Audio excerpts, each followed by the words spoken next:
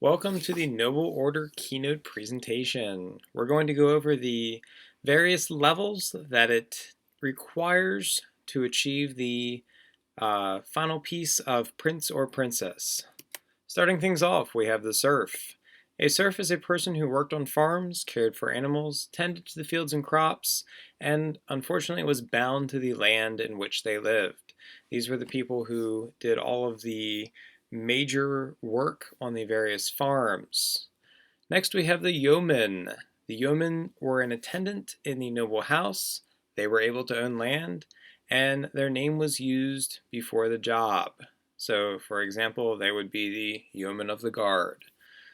Next, we have the squire. A squire was a knight in training. They might assist the knight in preparing for battle, and they were able to carry the shield for the knight. Oftentimes, a squire was a young male training to be a knight. Next, we have the knight. Members of the cavalry, they rode horses into battle.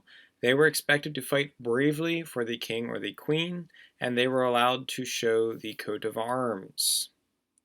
Moving on up, we have the duke.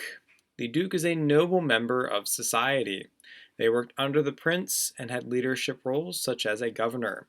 In this image here, we can tell that this duke was very wealthy because of his ornate dress and the 3 golden rings that are on his fingers. Next, we have the prince, the ruler of the kingdom, the ultimate display of power, the individual who had many expensive items, their own signet ring in which they could use wax to seal royal documents, and again, they had the royal line or the family.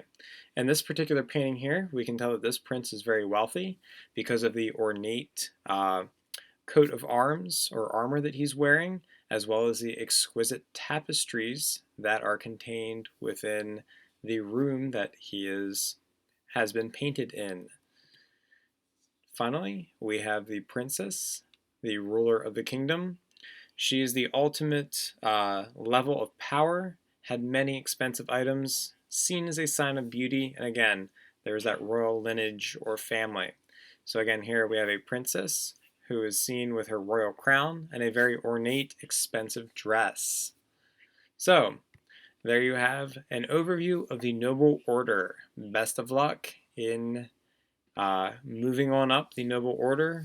Let's see how far you can get.